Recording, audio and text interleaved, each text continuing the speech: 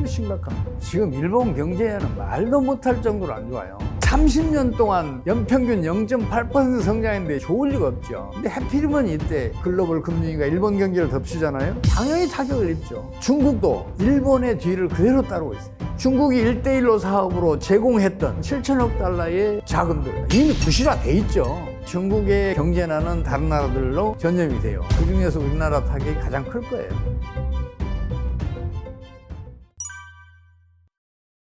지금 일본 경제는 말도 못할 정도로 안 좋아요. 30년 동안 연평균 0.8% 성장했는데 일본 경제가 좋을 리가 없죠. 경제가 성장하지 못하잖아요. 그러면 일단 비용은 그런 대로 올라가는데 판매 가격은 못 올리잖아요. 그럼 기업의 수익이 적을 수밖에 없잖아요. 투자 못하죠. 고용 못하죠. 그럼 어떻게 돼요? 기업의 경제 체질뿐만 아니라 국가 경제 전체의 체질도 약화될 대로 약화돼 있어요. 지금 상황이.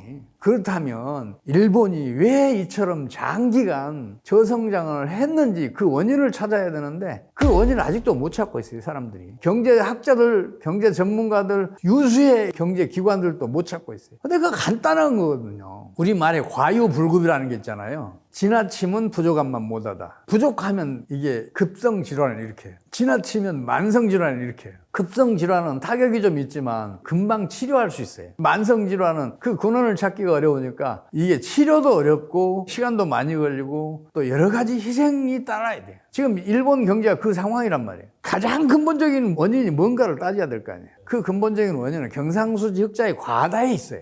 경상수지 흑자가 지나치게 크니까 일본 엔화 가치를 계속 끌어올리는 작용을 하잖아요. 그러면 수출 업체들 아우성이잖아요. 그래서 일본 정부가 엔화 가치가 못 올라가게 지속적으로 경상수지 흑자를 사들였어요. 이제 그걸로 한계가 오니까 그거 사들이려면 통화를 발행해야 될 거 아니에요. 이제 그 다음엔 어떻게 했냐? 일본 경상수지 흑자를 해외 투자로 유출시켰어요. 그건 뭘 의미해요? 수출로 애써 벌어들인 소득을 금방 해외로 유출됐다는 것을 의미하잖아요. 그럼 어떻게 되겠냐고요? 당연히 내수는 하락할 수밖에 없고 그러면 경기는 침체할 수밖에 없는 거죠.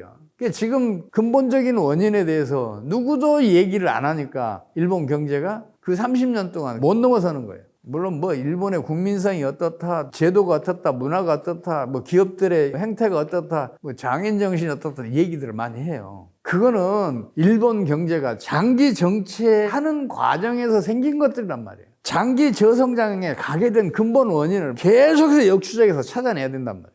그게 경상수지 흑자의 만성적인 누적이었단 말이에요. 지금 이제 일본은 이제 무역수지 적자가 엄청 커지면서 경상수지 흑자도 줄어들었어요. 그래서 일본 경제가 살아날 기회를 찾을지도 모르겠어요. 근데 하필이면 이때 글로벌 금융위기가 덮치기 직전이잖아요. 만약에 글로벌 금융위기가 일본 경제를 덮치잖아요. 그럼 일본 경제는 경제 체력이 극도로 악화돼 있으니까 마이너스 5%대도 지금 버티기 힘들 거예요. 마이너스 5% 후반대나 어쩌면 6%대까지도 갈지도 몰라요. 그래서 제가 지금 대신 걱정해주고 있어요. 아주 심각합니다. 일본 입장에서는 국제금융위기가 안 터지기를 바랄 수밖에 없는 상황이에요. 지금 어떻게 해볼 수가 없는 상황이잖아요. 경제 체력이 극도로 악화돼 있으니까. 일본 경제가 30년 동안 저성장하고 있는데 뭘 잘하는 게 있겠어요. 그래서 저는 그렇게 보고 있어요. 일본이 지금 저성장을 극복하려면 일단은 첫 번째로 국가 부채가 지나치게 커요. 그래서 이거를 일본 은행이 인수해 줘야 돼요. 일본 은행은 우리나라 한국은행하고 똑같아서 무자본 특수법인이잖아요. 그거 인수해 줘도 돼요. 인수해 준 다음에 정부가 그러면 경제 정책을 펼칠 수 있는 여지가 좀 생기잖아요. 그러면 정부는 그 다음에는 뭘 해야 되냐면 경상수지를 한 50억 달러 정도 매년 적자를 기록하게 해야 돼요. 그 엔화 가치를 지금보다 훨씬 끌어올려야 돼요. 그래야 경상수지도 적자로 돌아서고 또 마찬가지로 지금 일본이 해외에 투자했던 자기네 경상수지 흑자가 일본으로 돌아올 수가 있어요. 일본 엔화 가치가 올라가면 환차익이 생기잖아요. 그럼 돌아오게 할 수가 있어요. 그리고 경상수지가 적자를 보이면은 그거 보전해야 되잖아요. 그거 보전하기 위해서도 해외에 투자됐던 거 끌어와야 돼요. 그럼 어떻게 되겠어요? 일본 국내 소득이 해외로 이전했다가 다시 환류를 하는 거잖아요. 그동안 축적했던 소득이. 그럼 내수가 확장이 되면서 일본 경제가 살아날 수가 있죠. 그렇게 해야 되는데 지금 제가 말씀드리는 것은 현 경제로 이해할 수가 없어요. 근데 어떤 수단을 써도 안 됐으니까 지금이라도 그 방법이라도 한번 써볼 필요가 있는데, 제가 그거를 그 논문, 일본이 왜 지금처럼 초단기 저성장을 했는지 영어로 쓴 논문이 있어요. 최고 전문가 중 한 분에게 드리면서 일본에 좀 전달하라고 제가 말씀드렸었는데, 모르겠어요. 전달될지는. 중국은 진짜 심각해요. 혹자는 그러잖아요. 올해 중국 성장률은 5% 넘는다고. 중국 정부도 그렇게 목표를 세워놨고, 미국의 그 유명한 경제 기관들도 5% 넘는다고 얘기를 해요. 실물 부문을 보면 틀림없어요. 리오프닝 했죠. 경제 활동 정상화됐죠. 코로나 사태 진정되고 있죠. 석유 등 자원 가격 안정되고 있죠. 등등. 얼마나 긍정적이에요. 성장률 그렇게 높아질 수 있다고 보게 하잖아요. 근데 이 실물 부분만 봐서는 실상을 못 봐요. 통화금융 부분도 같이 봐야 돼요. 경제는 실물 부분과 통화금융 부분으로 크게 두 가지로 나눠지니까 어느 하나를 외면하면 경제의 실상을 못 봐요. 통화금융 부분을 보시라고요. 대단히 부정적이잖아요. 부동산 시장은 몰락해 있잖아요. 금융위가 지금 터져도 이상하지 않을 정도 상황이잖아요. 중국의 통제경제 체제가 그것을 지금 막아놓고 있기는 하지만, 지금 그렇게 통제경제 체제라는 댐으로 그 금융이라는 홍수를 막아놓고 있는데, 그 위로 지금 물이 넘치고 있잖아요. 중국이 1대1로 사업으로 제공했던 9,700억 달러의 상업차관, 그리고 통화수합으로 제공했던 7천억 달러의 자금들, 이게 다 지금 부실화되기 직전이잖아요. 이미 부실화돼 있죠. 1대1 사업의 관련국들 지금 모두 다, 거의 모두 다 지금 외환위기에 빠져 있고, 상환할 처지가 아니고, 뿐만 아니라 통화 가치는 뭐 거의 폭락해 있고, 그러니까 지금 중국 경제는 지금 금융위기가 터져도 이상하지 않을 정도 수준이잖아요. 지방정부들도 지금 토지 사용권 판매에서 재정을 충당하고 있었는데, 부동산 시장이 붕괴되면서 그게 안 되고 있어서 재정 적자가 엄청나게 커지잖아요. 지방정부들이 지방채를 소화시키기 위해서 설립한 지방금융공사들은 지금 당장 파산해도 이상하다고 얘기 안 해도 될 정도로 지금 심각하다니까요. 그래서 중국 경제에는 어디선가 트리거가 하나 발생을 하면 바로 심각한 금융위기로 갈 거다. 이렇게 저는 보고 있어요. 중국 경제 아주 심각해요. 중국은 지금 G2잖아요. 세계 2대 경제 대국이잖아요. 당연히 중국의 경제난은 다른 나라들로 전염이 돼요. 그 중에서 우리나라 타격이 가장 클 거예요. 우리나라 수출은 지금 일본, 미국 수출 합한 것보다 중국에 대한 수출이 훨씬 더 커요. 당연히 타격을 입죠. 그게 좀 걱정이죠. 지금 저는 이렇게 판단을 해요. 미국의 새 은행들이 금융위기의 트리거의 역할을 하지 않으면 중국에서 터질 가능성이 높다고 봐요. 만약에 중국에서 어떤 중대한 사건, 헝다그룹 사건과 같은 게 또 터진다면 이제는 그거 봉쇄할 수 없는 상황이 되지 않을까 싶어요. 중국이 가장 금융위기에 근접해 있는 나라예요. 실제로 그 중국의 상하이의 그 핵심 지역의 집값은 10배 이상 오른 데도 있었어요. 지금 많이 꺼졌지만 그래도 과거보다 보통 2~3배는 더 비싸요.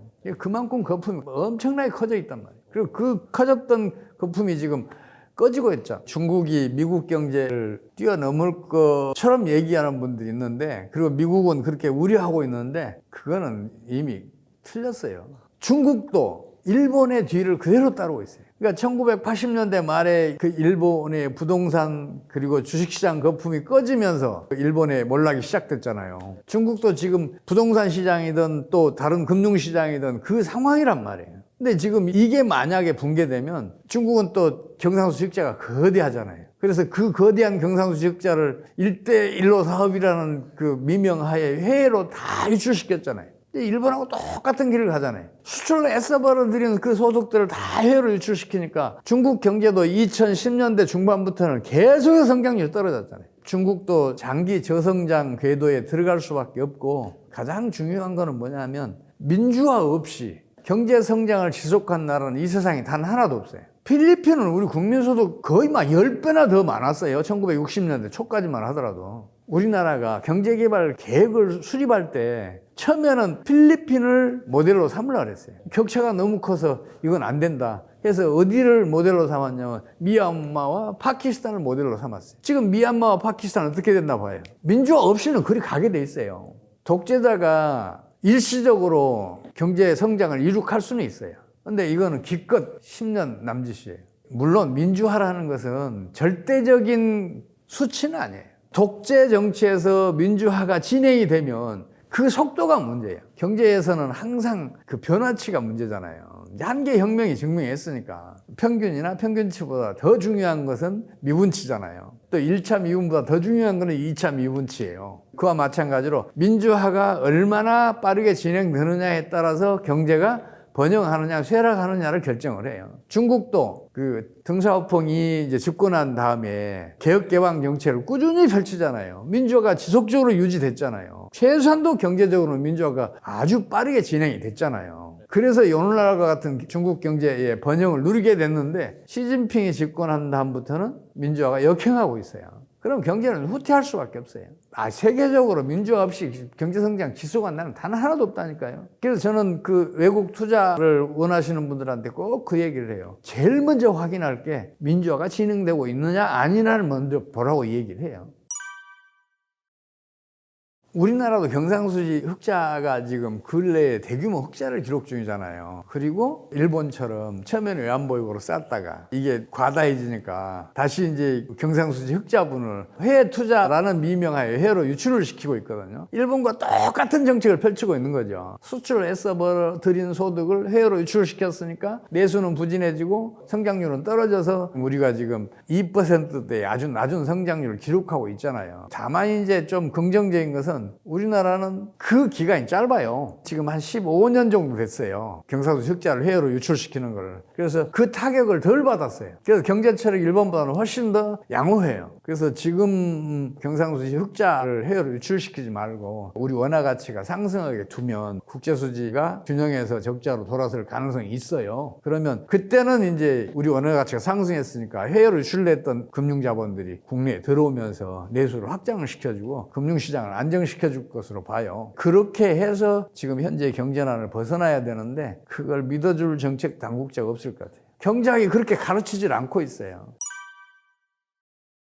우리나라는 아직 경제 체력 튼튼해요. 또 지금 현재 같이 환율을 끌어올리는 정책만 펼치지 않으면, 그리고 우리 경상수지 흑자를 해외로 유출시키는 정책만 펼치지 않으면 지금 우리 성장률은 금방 한 5, 6% 올라가요. 금방 올라갈 수 있어요. 경제 체력이 그렇게 약하지 않다니까요. 아까 제가 말씀드렸잖아요. 우리 국민소득 10만 달러도 견뎌낼 산업들이 잘하고 있다고. 그리고 현재도 잠재 성장률이 최소한도 5%는 넘는다고 말씀드렸잖아요. 그게 실현이 되면, 구체화되면 우리 경제는 금방 다시 고도성장 가도로 올라선다니까요. 물론 지금 우리 경제에 비관적으로 얘기하는 사람들 중에는 뭐 고령화, 그리고 저출산 이런 것들을 얘기해요. 거기에 따른 사회비용, 사회보장비용 이런 것들이 지나치게 크다고 얘기를 해요. 근데 그걸 극복한 나라들이 있어요. 다른 나라가 극복했으면 우리나라는 왜 극복을 못해요? 대표적으로 아일랜드는 1980년대에 인구가 740만에서 340만까지 줄어요. 경제난이 심하니까 일자리를 찾을 수가 없어서 주로 젊은 사람 중심으로 해외로 이민을 가요. 그래서 인구가 그렇게 줄었다고요. 그럼 남은 사람들 어떤 사람들이에요? 나이 먹은 사람들, 소극적인 사람들, 활동력이 좀 떨어지는 사람들, 그 사람들만 남았었잖아요. 근데 놀랍게도 그 상황에서 아일랜드는 1990년대부터 국민소득이 2007년까지 6만 달러를 넘어서요. 8천 달러에서 6만 달러를 넘어선다고요. 연평균으로 9.3%의 성장률을 기록해요. 놀라운 실적이에요. 특히 우리나라 국민소득 수준이었을 때 그 높은 성장률을 달성을 한다고요. 물론 이제 2008년 말에 터진 글로벌 금융위기 때문에 2009년, 2010년도에 아일랜드 금융기관들이 미국의 파생금융 상품에 과다하게 투자했다가 거의 다 붕괴 직전에 가서 국유화되고 막 그래서 심각한 경제난을 겪는데, 그거 극복하고 나서 또 고도성장을 지속해서 지금은 아일랜드 국민소득이 얼마인 줄 아세요? 2021년도에 9만 9천 달러까지 갔어요. 세계에서 가장 잘 사는 나라로 올라섰다고요. 그렇게 경제가 비약적으로 성장하니까 해외로 이탈했던 젊은이들 아일랜드로 다 돌아왔잖아요. 해외에서 안정적인 생활을 하는 사람들은 많이 안 돌아온 건 사실인데 그래도 많이들 돌아왔어요. 그래서 이제 아일랜드 경제 성장에 그 노동력이 추동력으로 작용을 했죠. 실패한 나라들은 쳐다보지 않았으면 좋겠어요. 아까 제가 아일랜드 예를 들었는데, 또 이제 그 경제 정책이 큰 성공과 작은 성공으로 극단적으로 대비되는 나라가 있어요. 이게 이제 호주와 그 뉴질랜드인데 원래는 뉴질랜드가 호주보다 훨씬 잘 살았어요. 근데 1980년대 들어서면서부터 이제 역전이 되기 시작한 뒤로 그 격차가 지금 커졌거든요. 그 사례들, 이런 사례들을 열심히 연구하면 경제를 발전시킬 수 있는 정책을 발굴할 수가 있어요. 그러니까 일본, 중국 경제 쳐다보지 말라는 얘기예요. 성공한 나라들 쳐다보라는 거예요. 지금 싱가포르는 1인당 국민소득이 7만 달러를 넘어섰어요. 2021년도에. 우리 2배예요. 소득 격차가 이렇게 2배까지 커진 적이 없었거든요. 근래 한 10년 사이에 2배로 커져버렸단 말이에요. 또 대만은 지난해 1인당 국민소득이 우리나라를 20년 만에 추월했어요. 그런 나라들, 또 말레이시아는 최근에 경제 성장이 꽤 빠르게 안정적으로 이루어지고 있어요. 이런 나라들의 경제 정책을 좀 본받고 그런 정책들을 우리나라에서도 한번 시행해 봤으면 좋겠다는 생각을 해요. 가까운 동아시아, 싱가포르, 대만, 말레이시아 이 나라들은 미국이 올해 초에 달러가 강세에서 안정세로 돌아섰을 때 국고채를 풀어서 시중의 통화량을 흡수한 적이 있어요. 그러니까 달러 가치가 상승하죠.